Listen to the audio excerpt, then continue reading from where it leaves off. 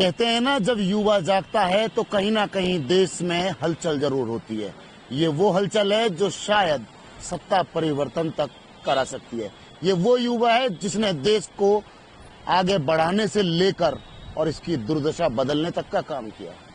जंतर मंतर से शुरू हुआ एक आंदोलन आज पूरे देश में आग की तरफ फैल चुका है। हम बात कर रहे हैं उन्हीं कॉकरोच पार्टी की, जिसके आंदोलन ने ऐसा रूपरेखा ले चुकी है कि शायद इस देश का वो युवा जो सोया था वो आज जाग चुका है, और वो जागना इतना सरकार को भारी पड़ रहा है कि शायद लाठी डंडों से उन युवाओं के साथ जो जंतर मंतर पे किया गया, आज वही परिणाम है कि शायद सरकार को देखे नहीं सहारा पूरे देश में ये आंदोलन इस कदर भड़क चुका है जो हर राज्य से लेके हर जिले तक में इसकी गूंज सुनाई दे रही है। मेरे साथ में कुछ ऐसे ही युवा बैठे हैं जो राजस्थान यूनिवर्सिटी पर एक मोर्चा खोलकर बैठ चुके हैं। आइए जानते हैं उनसे उनकी क्या शुरुआत है साहब आपकी। देखिए, हमने यहाँ भूख हड़ताल की शुरुआत की, आमरण अनशन की शुरुआत की, आज दूसरा दिन है। और ये शुरुआत तमाम उन युवाओं के लिए, आज देश के किस तरह के हालात हो चुके हैं कि आम युवाओं को किस तरह ठगा जा रहा है सरकारों के द्वारा। तो आज का युवा इतना जागरूक हो चुका है कि हर एक युवा अपने घर से निकल चुका है, सड़क पर आंदोलन कर रहा है इस सरकार के खिलाफ कि आप युवाओं के साथ कब तक इतना भ्रष्टाचार करोगे, कब तक युवाओं के साथ धोखा करते रहोगे। ये अनशन कब तक? जब तक मांगे नहीं मान ली जाती है। राजस्थान में छात्र संघ के चुनाव बंद पड़े हैं, यहाँ के युवाओं को मौका नहीं मिल रहा है राजनीति में आगे आने का। तो तमाम इन मुद्दों को लेकर हम लोग ये आमरण अनशन जारी है। और जब तक प्रदेश में छात्र संघ के चुनाव नहीं हो जाते, धर्मेंद्र प्रधान इस्तीफा नहीं दे देते, हम लोग आमरण अनशन जारी रखेंगे। तो इस आंदोलन की रूपरेखा मेन जो है वो कॉकरोच जनता पार्टी से जुड़ी है, उन युवाओं के साथ जुड़ी है। देखिए, किसी भी पार्टी से नहीं जुड़ी है, युवाओं के साथ इसकी बिल्कुल भागीदारी है।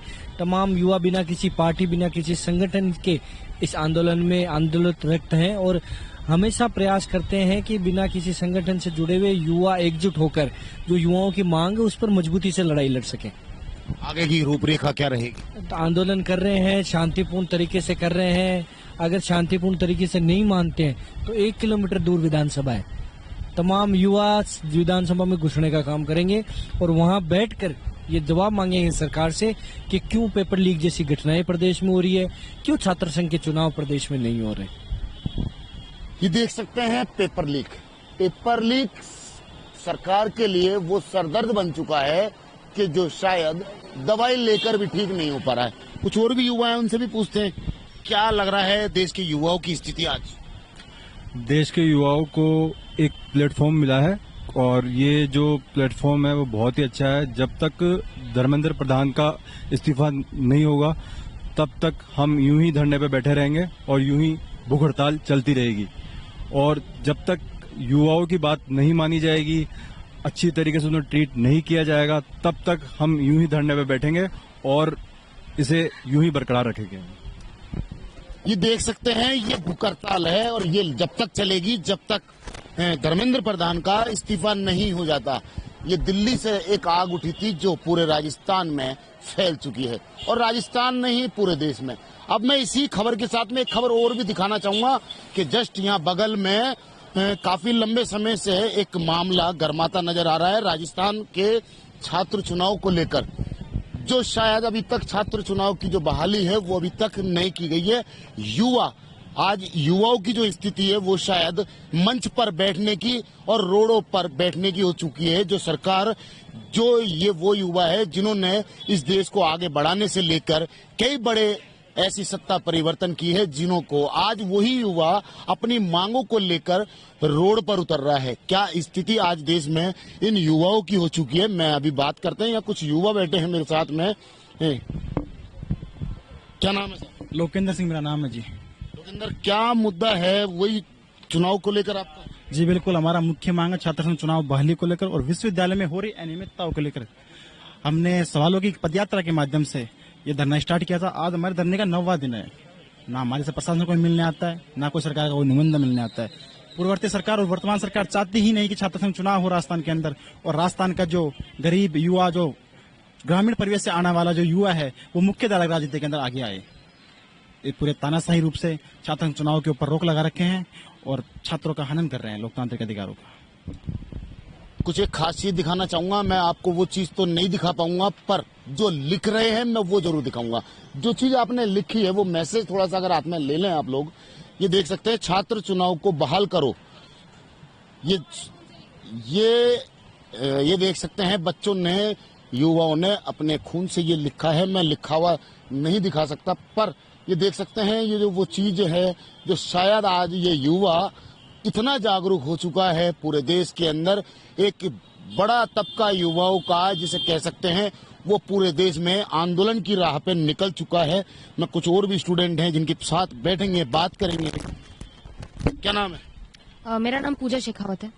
पूजा, क्या लग रहा है युवा आज इसी स्थिति में आ चुका है? एक युवा तो वो था पहले जब पढ़ाई और नौकरियों में जाते थे, आज ऐसी स्थिति आ चुकी है कि शायद रोड पर आंदोलन में आ चुकी है। ये स्थिति भी सरकार ने पैदा की है कि हमें रोड पर आना पड़ रहा है, क्योंकि सरकार नहीं चाहती है कि एक युवा आगे बढ़े, उनकी बराबरी करे। सरकार चाहती है कि वो और उनका परिवार ही उस कुर्सी पर बैठा रहे, जो आम छात्र है वो वहां तक ना पहुंचे। विश्वविद्यालय में भी आप देखोगे कितनी सारी अनियमितताएं हैं, जिनके लिए अगर हम आवाज उठाते हैं तो हमें ये कह दिया जाता है कि भाई आपके पास क्या अधिकार है। तो उन्हें पता होना चाहिए कि ये हमारा लोकतांत्रिक अधिकार है कि हम छात्र संघ चुनाव की मांग कर सकते हैं, लेकिन हमारी इन मांगों के ऊपर कोई जवाबदेही नहीं होती प्रशासन की भी और सरकार की भी। आप देख सकते हो हम 13 मांगों को लेकर बैठे हुए हैं, उनमें हमारी प्रमुख मांग छात्र संघ चुनाव बहाली को लेकर है। उसके अलावा आप विश्वविद्यालय की अनियमितताएं देखो, यहाँ पे स्विमिंग पूल कब से बंद पड़ा हुआ है, पिछले 3 सालों से इन्होंने स्विमिंग पूल नहीं खोला है। वीसी की कैंटीन थी जो 3 महीने से इन्होंने वीसी कैंटीन बंद कर रखी है। यहाँ पर ई रिक्शा की व्यवस्था हुआ करती थी, वो व्यवस्था इन्होंने बंद कर रखी है। अंबेडकर लाइब्रेरी वो बंद कर रखी है। जब हमने सवाल पूछे कि भाई आपने अंबेडकर लाइब्रेरी पूरी तरीके से क्यों चालू नहीं कर रखी, इन्होंने कहा जिन्हें पढ़ना है वो एक हॉल में भी आकर पढ़ लेगा। तो वो एक हॉल तो भर ही जाता है, जिन्हें पढ़ना है वो कहाँ जाएगा फिर? इनके पास किसी सवाल का कोई जवाब नहीं होता, बस ये हमें गुमराह करते हैं और अपनी तानाशाही दिखाते हैं। इसलिए आज हमें मजबूर होकर हमने हमारे खून से, जितने भी सांसद हैं राजस्थान के, हमने हमारे खून से उनको पत्र लिखा है कि वो छात्र संघ चुनाव बहाली को लेकर हमारा सहयोग करें और राजस्थान में छात्र संघ चुनाव करवाएं। ये देख सकते हैं, ये युवा है जिन्होंने अपने खून से एक लेटर लिखा है और ये राजस्थान के जो जीते हुए सांसद हैं और ये उन सांसदों के एक एक घर ये लेटर पहुंचाने जा रहे हैं। अब देखना ये होगा कि ये इस लेटर को देखना होगा कि कितना असर इस लेटर का पड़ता है, क्योंकि ये युवा हैं जो लगातार यहाँ बैठे हैं, जो मौके पर जो कितना ये इनकी जो रूपरेखा है, जो भी इनका आंदोलन है कितना कामयाब हो पाएगा। ये देख सकते हैं बड़ी संख्या में काफी लंबे समय से ये 13 सूत्री मांगों को लेकर ये लगातार 9 दिन से बैठे हैं। 13 सूत्री मांग है ये।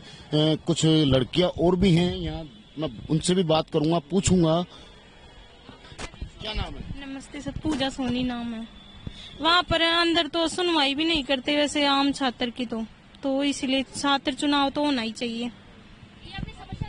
हाँ, समस्या लेके आई, 10 दिन के लिए बोला है, कभी कहीं पता ही हमें ही नहीं। समस्या क्या थी? रिजल्ट की थी इशू, वो थी। हाँ, तो रिजल्ट ही नहीं बता रहे हैं। अच्छा, रिजल्ट में देरी को लेके थी। तो रिजल्ट मेरा है ना, अभी तक आया ही नहीं और अभी बता भी नहीं रहे, कंफर्म डेट भी नहीं बता रहे, कब तक आएगा कब तक नहीं, कुछ भी नहीं पता। मेरा नाम किस्मत मीना है। अभी तो युवाओं के साथ बहुत बुरा हाल है और यहाँ पे भी काफी बुरा हाल है। मैं भी कुछ दिनों से यहाँ इधर उधर देख रही हूँ, लेकिन कोई समस्या का समाधान नहीं मिल पा रहा है। ये देख सकते हैं, ये पूरा मामला छात्र चुनाव से लेकर है। एक तरफ ये वो युवा बैठे हैं जो शायद देश में धर्मेंद्र प्रधान के इस्तीफे की मांग कर रहे हैं, और एक तरफ ये युवा बैठे हैं जो इस राजस्थान यूनिवर्सिटी के चुनाव को बहाल करने को लेकर बैठे हैं। अब देखना ये होगा कि सरकार आखिर क्यों इतना इन युवाओं से डरी है जो इनकी बात तो सुनना नहीं चाहती। ये देख सकते हैं लगातार जो विरोध और प्रदर्शन है वो कहीं ना कहीं पूरे देश में लगातार देखने को मिल रहा है। अब देखना ये होगा कि सरकार कब तक इस पूरे मामले पर संज्ञान लेगी या नहीं। आखिर सरकार के मन में चल क्या रहा है। कैमरामैन घनश्याम मिश्रा के साथ मोहम्मद नफीस, जयपुर से।